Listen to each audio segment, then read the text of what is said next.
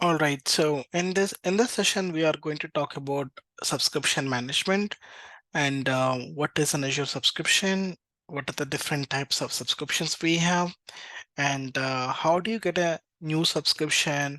And once you get a subscription, what are the options you have under the subscription, and how do you manage it, right? So that is what we are going to discuss in this session. So far you have learned about Azure AD, right? So what is an Azure AD and how you set up the organization, how you create users, groups, how you add enterprise applications to the cloud. That is what you have been learning so far. And so now we are going to talk about Azure subscription. So the Azure subscription is a logical entity or logical service for managing your Azure resources.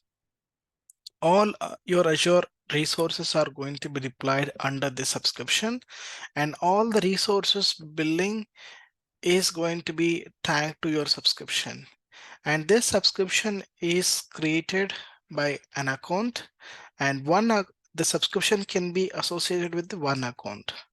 Okay, so when you initially subscribe for the Microsoft Azure subscription, the account which you used is becoming a account administrator. So the account administrator have privileges to modify the changes in the subscription, be it your credit card information or payment information, or it could be you want to upgrade the subscription or you want to change the subscription type. The account administrator can do this. All right. And as I said earlier, any subscription you purchase, be it Office 365 subscription or Azure subscription, that is eventually is going to tag to your Azure Active Directory. Okay, so which means the account which you are using is already available in Azure AD, or if you have not set up the Azure AD, for the first time you are directly purchasing the Azure subscription, so the account will have the Azure AD enabled. When you use this account for subscription, that will have the Azure AD automatically created. Example, if I take, right? So your company name is contoso.com. All right. And you used your contoso.com email ID to subscribe for the Azure. There will be a tenant gets created contoso.onmicrosoft.com, and this tenant will have the subscription associated. If it is the first tenant or first directory you're creating, if you already have a directory created and you're using the account that is created in Azure AD, and then the subscription automatically added to this Azure Active Directory. So once the subscription is created, you can start deploying your resources. So what are the types of subscriptions we have? We have the free trial subscriptions, and we have the paid subscriptions. So we call it as a pay as you go. So in the free trial subscription, there are many options. If you are a student, you get the student subscription, student benefit subscriptions. If you are a Microsoft certified trainer, you get different vouchers where you get $100 credit per month. You can use that. If you're MSDN, if you have an MSDN license, you get MSDN subscription. You get $100 again here. Okay, and if you buy the free trial account, you get around $200, and all of this, valid for 1 month. So after 1 month, the subscription will be disabled. As I said, everybody says, right? When everybody knows that nothing is free in Azure or in the public cloud, everything is chargeable. When we say everything is chargeable, why we are referring it as a free trial? I don't know why we are referring it as a free. So which means, so Microsoft is giving you certain credit, and that credit added to your subscription, which is tagged to your account in Azure AD. Okay, so let's say they're giving $100 credit. Then with this, you are eligible to create resources in your subscription. When you start creating resources, the resource will have the charges incurred. Let's say you created a virtual machine and the virtual machine is running for, let's say, 10 hours, and hourly it is charging, let's say, $100. Not $100, let's say $10, right? So within 10 hours, you're going to complete the $100. So which means this $100, whatever is being charged for your VM, will be deducted from the given credit by Microsoft. Once it is crossed the $100, okay, you will not be able to create any resource because this subscription is given, with the $100 credit, right? If you want to continue to use the resources in the subscription, the same subscription, you need to upgrade from free trial to pay as you go. While you're upgrading, so whatever the charges incurring, those charges will be deducted from your credit card. So when you are practicing your Azure resources, you ensure that do not upgrade to pay as you go subscription if it is a testing, right? When you upgrade, as soon as you upgrade, it is going to bill the amount and it will be deducted from your credit card. You should be very careful when you're doing this. Okay, this is about the free trial and pay as you go. But since if you're practicing, this is all okay. But when you are working in the real time, how it is going to look like? Do organizations go for the free trials? Do they try for the pay as you go, or do they go for the free trials? What options they explore? So obviously, right? So since it is the organization, you might have the production resources running. You cannot go with the free trial. So just in case if the free trial ends, the subscription will be in disabled status, and your resource cannot be accessible, right? Your application cannot be accessible, your server cannot be accessible. So that's why most of the organization do not go for the free trial subscriptions. They go for the pay as you go subscriptions. So within the pay as you go subscription, there are other offers. The offers could be like, we have a dev test subscriptions, Visual Studio Professional. There are like few, Microsoft gives them the dev test lab subscriptions. If I just take this as an example, right? These are the couple of subscription types what you have it. So Microsoft will give this subscriptions. Within this pay as you go, you can convert these from normal pay as you go rates to this subscription models, and you get some benefits. So the bespoke subscription, I think you get $100 free credit here. So you can for the first $100 it could be free, and Visual Studio Enterprise you get some benefits, MSDN platform you get some benefits. So within pay as you go, you can have these programs enabled, and these programs will be enabled based on the consumption what you are using in your Azure environment. Okay, and again, right, so how you going to get this subscription activated? We learned about the free trial, we learned about the paid subscriptions. Within the paid subscription, we learned about a couple of programs. Okay, how you can enroll for this Azure subscription, right? It's very simple and straightforward. If you go to Microsoft documentation, if I go to Microsoft documentation, let's say sign up for Microsoft Azure subscription. Okay, this is what you get it. So let me open this in the incognito mode. Right, this is where you get started. You go to Microsoft documentation and Microsoft portal and start getting this subscription activated. So this is like the free trial. There's a pay as you go subscription. If it is a free trial, you get popular services free for 12 months. So what I have been saying, the free trial subscriptions is valid for one month, but what Microsoft is saying is it's for 12 months. So there's a contradictory statement, but if we understand it very well, you can know the benefit. So which means the services as part of the free trial account, which are activating now, is valid for 12 months. Though your free trial account is valid for 1 month, and after 1 month, if the free trial expires, if you upgrade from free trial to paid subscription, which is pay as you go subscription, from the day you upgrade to paid subscription for the next 11 months, the services which are mentioned here are going to be free. If you are going to create a virtual machine, Linux, and if the VM size is B1S, so 750 hours are free. After 750 hours, whatever you create, whatever it is running, it's going to be chargeable. And for the SQL database, 250 gigabytes with the S0 instance, up to 10 databases, transaction rates are free. So likewise, there are few um, services, and you can see all free services. It will give you some overview. Okay, and this is about this free trial. And if you want to go directly as a pay as you go, you can click on it. So either of them, whether it's free trial or pay as you go, you need a credit card to be shown. If it is a free trial, it will deduct some amount, let's say approximately $2, and they will credit back to your account or credit card immediately, right? So after after your $200 credit gets over, or after 1 month is completed, you can see the conditions here.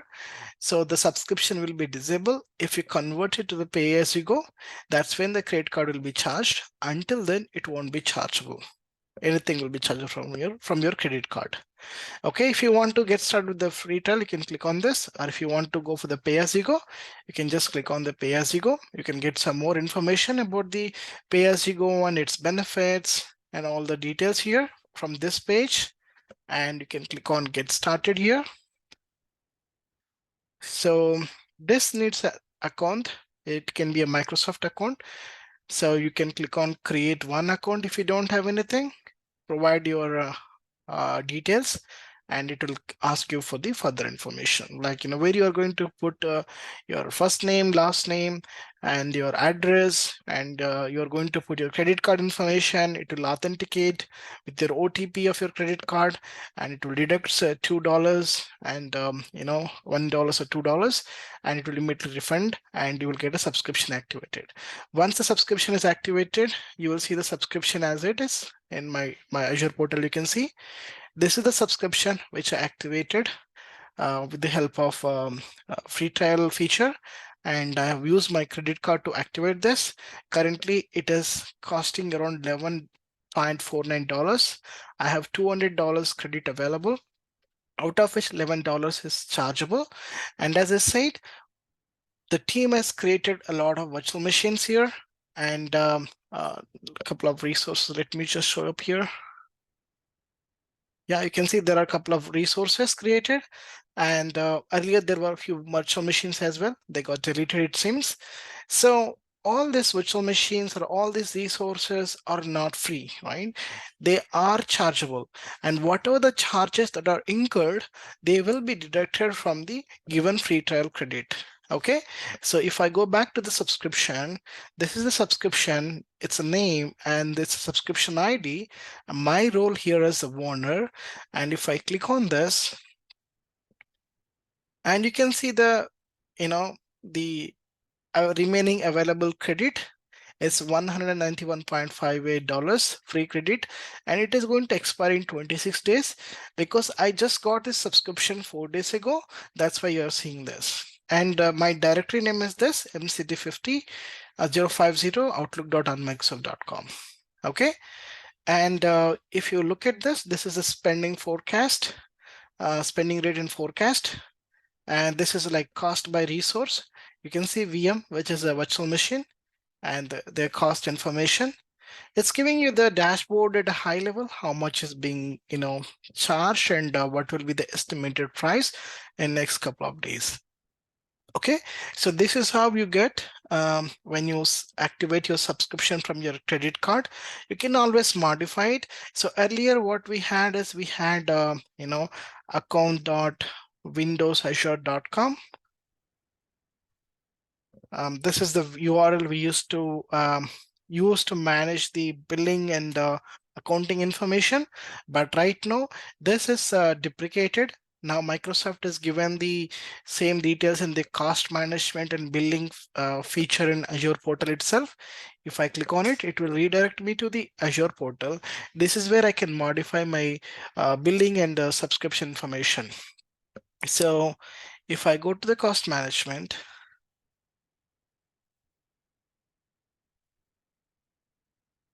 and you can see the invoices. So all the invoices will be here because it just started few days ago, and the next billing, the invoice will be available on the next month, which is July 9th. And you can see the billing period. This is the billing period. Okay, and I can export the invoice information to Excel sheet and start reviewing it. Even I can also get a email notifications. Okay, and payment methods, I can also modify the payment methods, like adding a new payment method, modify the existing one. All right, so this is what it says. All right, so this is my Azure subscription and the subscription ID and invoice email and all the details you can see from here. So if I have any reservations for my subscriptions, I can see them here. If I want to add any reservations, any hybrid benefit plans, I can just purchase from here. But since this is being a free trial account, I may not be eligible for the reservations.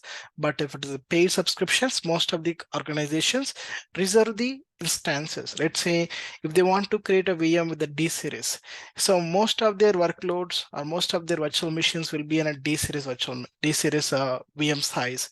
They can reserve those instances for a 1 year or 2 years or 3 years plan, so that they get at least 40% of the discount from Microsoft, because we are reserving those instances, and we are going to say that we are going to create virtual machines with this specific instance size. You get some benefits or discounts in terms of cost if you go with the reservations.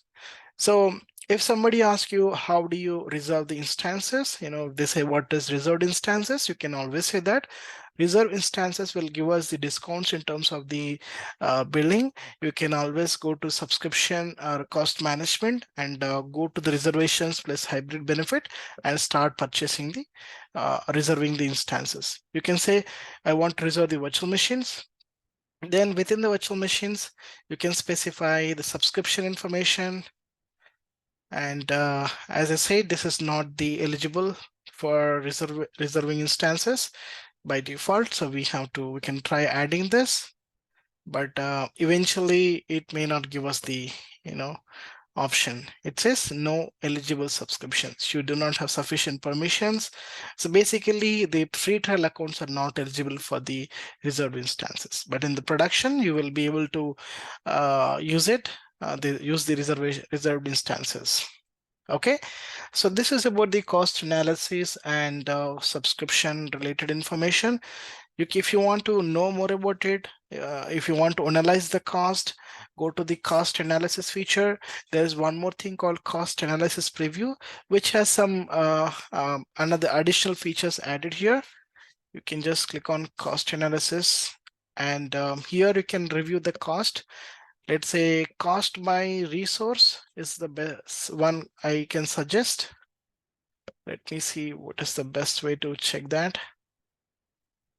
It says cost by service, but we can go for a cost by resource.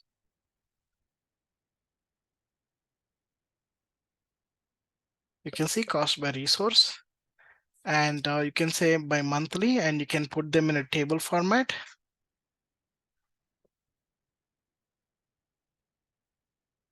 Yeah, since this is being a new recently introduced subscription, so we don't have the more information.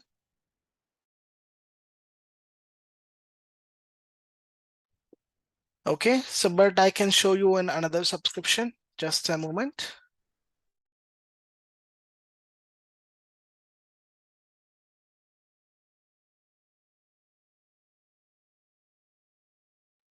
I believe I should be able to see the information from this subscription. This has many resources. Let me go to subscription, and I can go to the cost analysis. In the cost analysis, again, I'll change this to group by resource, and I'll put them in a table format. Okay, and cost by resource here. Okay, you can see the resource name and the service and what is the location and how much it is being charged. Expand this, we'll be able to see. So right now it is giving all zeros here. Let me change this to this month. Yeah, so right now the values are empty, but you can see the cost by its resources. All right, and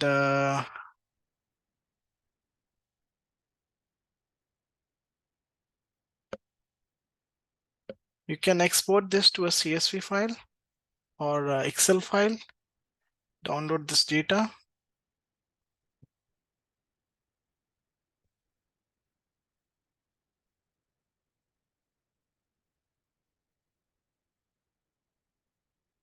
Okay, if I go to the data section, you'll be able to see right now everything is empty. So we don't have the data populated, but after a couple of days, you should be able to see the data populated.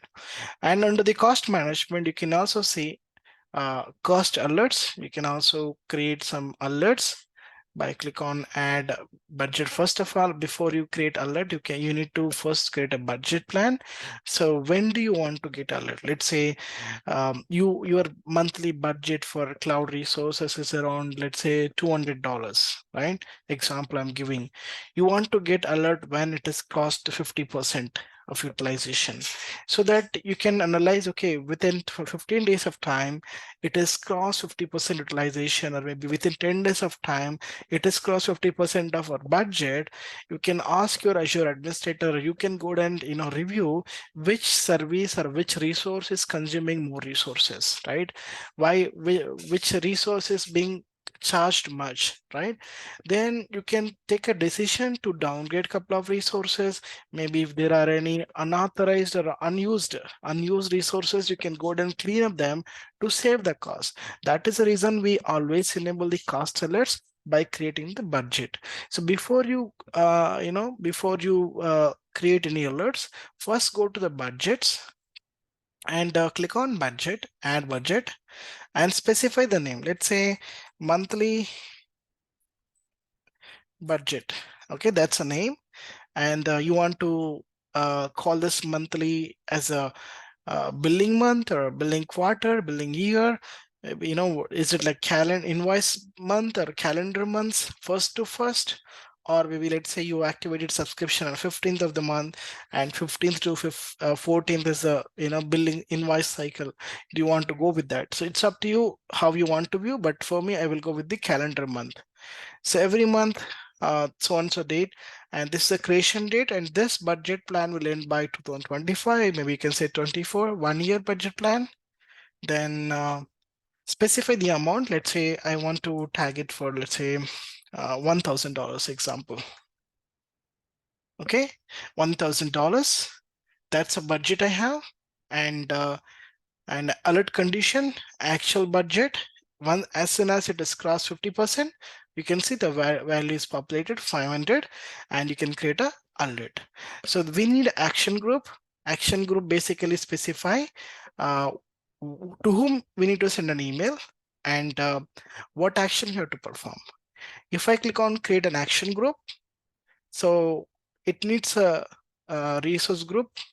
Let's say we'll create a new one, action group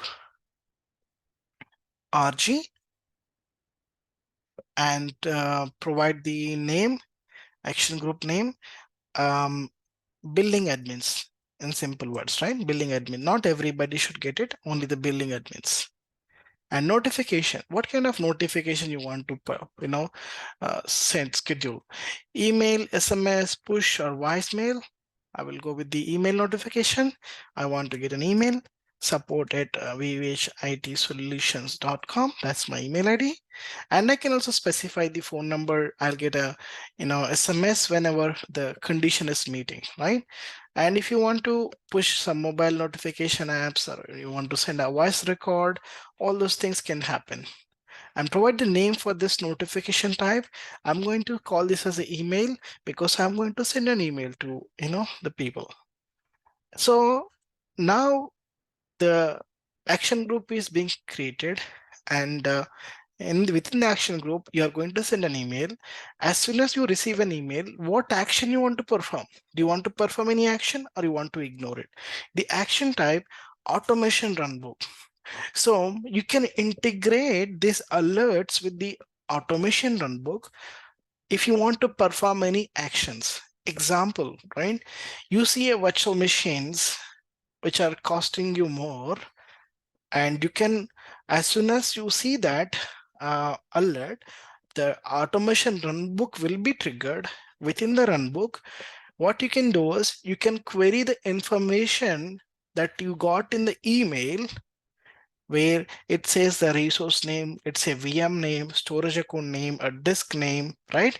Let's take an example of the VM name. It takes a VM name, and it try to fetch the performance for the last 30 days or maybe last 2 months.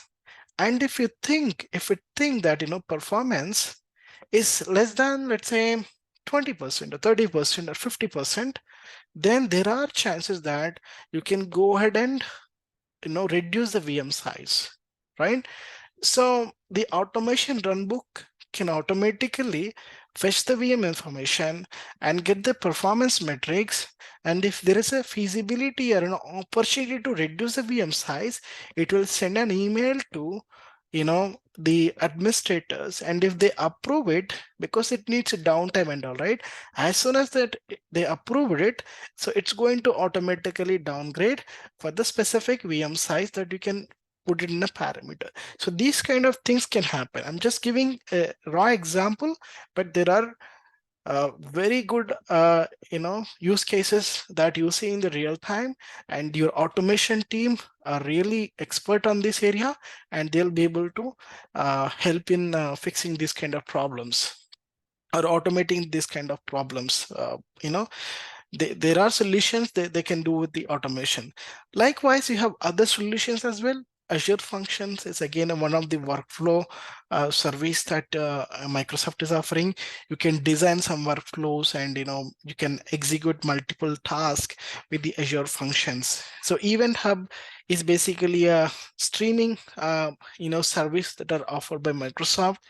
So you can collect these events and stream it to Azure Log Analytics Workspace, or you can stream it to Splunk, any ITSM tool, or ServiceNow, any other tools. You can stream them and create a tickets or perform some automation.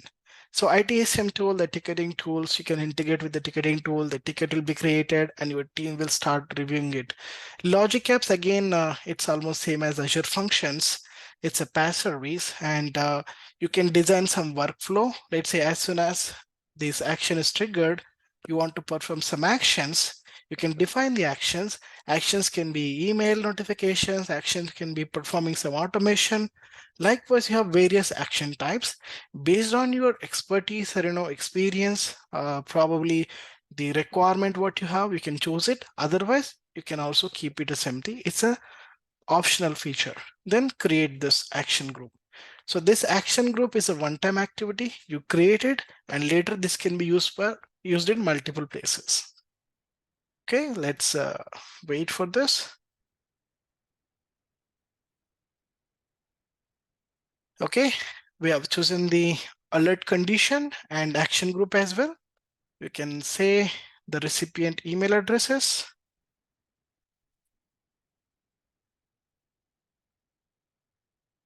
VHT. Okay, then click on create. So we are defining the budget. We are creating the alerts as well. Okay, this is called cost alerts. So both are happening. You can see here, both are happening. So this is how you manage the cost in the enterprise environment, okay, for your subscriptions. And there is something called advisory recommendations. And I was just talking about a couple of recommendations with respect to cost, right? So as soon as the budget alerts or cost alert is triggered, there will be automation runbook. That automation runbook fetch the VM and look for the VM performance metrics, related to CPU metrics for last 30 days or 2 months. And if there's an opportunity to reduce the VM size, It can send an email to the admins, and admin can decide and resize manually, or even the resize activity also can be automated with the specific workflow or process flow, right? But with the Azure Advisor, right, it gives you the recommendation, like similar recommendation that I mentioned with respect to the virtual machine example here. The virtual machine last 7 days CPU utilization. If it is less than a certain threshold, it's going to give you, okay, this VM is in a low utilization. You can go ahead and resize the virtual machine to the low so that you can save the cost. And the same like for the disk utilization or any other resources, wherever there is an opportunity to reduce the cost, it's going to give the recommendations. And so cost recommendations. And most of the times we in the enterprise environment also depend on this advice recommendation. It may not be the 100% utilization, 100% you can believe on it, but it is the first place where you can get started with your analysis with respect to the cost reduction in the enterprise environment. Okay, we'll go with the cost management and get the advisor report, download them to CSV, and we'll start analyzing them. Okay, so we talked about the invoices and payment methods, and the most important thing is the partner information. Okay, if you are a partner with Microsoft, and the partner will get certain benefits, so it's better to update your partner ID so that Microsoft know that under your partnership, under your partner ID, there are multiple subscriptions, there are consumptions from those subscriptions, and you get some benefit out of it, right? Some discounts or commission kind of stuff you get if you update the partner ID. Okay, and if I go to the settings section of your subscription, there's a programmatic deployment and manage certificates. These are like, old method, like we had ASM, Azure Service Management model earlier, and whatever you purchase from the marketplace, you can see here. Even if you go to management certificates, this is not available now. This is being duplicated, so you can ignore these two. So the resource groups basically tells you what are the resources that are deployed under this subscription. Right now, if you see, there are 8 resource groups that are being deployed under the subscription. And if I go to the resources and on all these resource groups, what are the resources that are being deployed? You can see them from here. Okay, and there is something called preview features. So before Microsoft release any features for a specific product or a specific service, they will be able to see here. So if Microsoft introducing a feature for Azure backup, right? Let's say Microsoft Recovery Services, right? It's a backup solution, right? Before they introduce any feature, there will be different stages that they go through. Let's say there's a technical preview, there is a private preview, there's a public preview, then general availability. So technical preview is being given within Microsoft different department to do the POCs. And if that is successful, then they go for the private preview. Within the private preview, Microsoft select the specific customers where they have their more consumption, many resources deployed, or any one of the customer showing interest for this specific feature that they are introducing on a backup example, right? So they will reach out to them and they'll activate this private preview feature to them. Okay. And after the private preview, if it is successful, the feature will go into the public preview. In the public preview, this is where you can see what are the features that are available. And sometimes it will also be available in the documentation.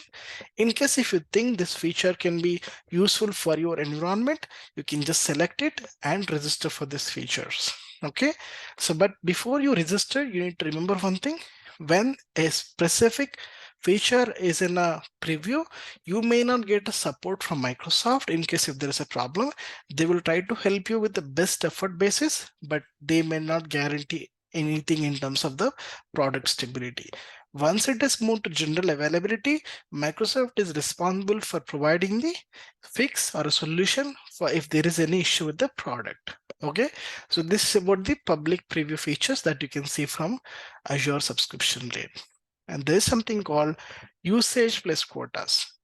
By default, every subscription is coming up with the certain limitations. Even if it is a paid subscription, you will have certain limitations. So limitations in the sense, let's say virtual machines. How many virtual machines you can create in a subscription? By default, 25,000 you can create it. And how many VCPs you can create? You can create up to 20 in a specific region. How many BS family vCPUs? When it's a BS family vCPUs, it's a VM size, BS series VM size. How many you can create? 20. You can use 20 vCPUs to maximum to create resource virtual machines in the specific region. Out of 20, you already used 12. So you only have 8. If you create any VM with 8 virtual CPUs, you cannot create another VM, because if you create any VM with 8 more, it will be 20 out of 20. So which means it's 100% utilized. Likewise, every region and for every resource or service will have these limitations. And what we have chosen is compute. So there is something called storage, there is something called network quota limitations. Likewise, there are many other services, they have the limitations here. Okay, if you want to increase the limitation, you can click on request quota increase and specify how many you want. Let's say I want 30, right? So just click on submit. They will try to increase other, based on your request. If there's a possibility, they will increase. Otherwise, they will go back to their capacity team at Microsoft Data Center and they will try to increase it. In case if they cannot do it, they will tell you that they cannot do with the so and so reasons. Okay, there's something called policies. We'll have a detailed discussion about the policies. Policies defines as a governance here in Azure subscription.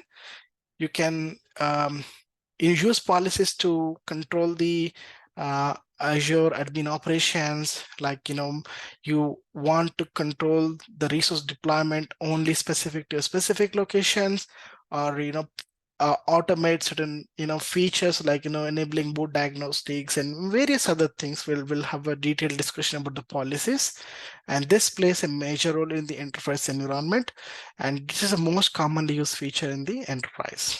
Okay, and my permissions will tells you like what permissions you have in the subscription, and I'm the owner of the subscription. You can see I have the owner role in this subscription. Okay, and resource providers, every service that you create will have a resource provider. If it is a virtual machine, there's a resource provider called Microsoft.compute. So if it is registered, then only you'll be able to create a virtual machine.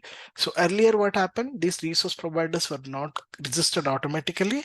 Nowadays it's registered automatically, so you don't need to worry. In case if it is failed, if the resource provider is not registered and the resource creation is failed, you will clearly see the error message saying the resource provider is not registered. Go to subscription, go to resource providers and select the resource provider and click on register. If I click on this, I have unregister option and re-register option. Okay, so the deployments, in case if there is any deployment that happened at a subscription level, that you can see from here. And properties basically tells you what is your subscription ID and status of your subscription, what is the billing period, and when did you purchase it, and what is the duration, who is the account administrator. So this is the ID which has the account administrator role enabled.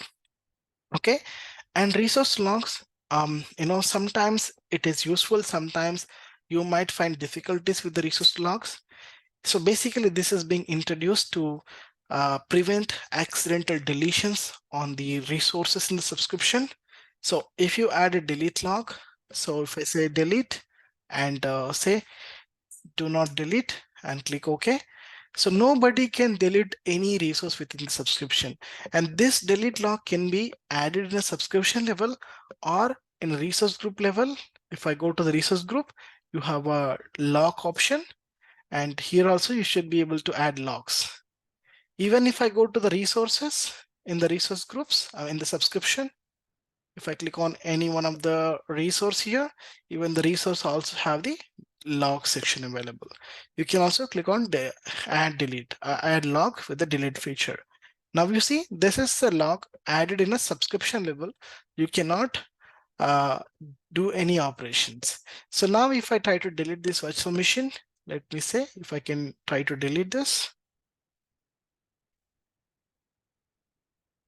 it says that the log is applied in the subscription level. You cannot perform delete operation. I have to go back to my subscription and go to the logs, resource logs, and delete this one. Then I should be able to delete any resources. Okay, so this is all about the subscription management and how you get a subscription, what are the different types of subscriptions we have it. And in the next session, I will be talking about the service health and what are the different types of support plans we have, and if there is an outage at Microsoft data center, how do you get email alerts and what actions you perform, how do you manage the outages communications in the enterprise environment. All right, then we will start creating the virtual machines and try to understand more about the virtual machines, how they get deployed, what are the standards we have to follow, and all those things.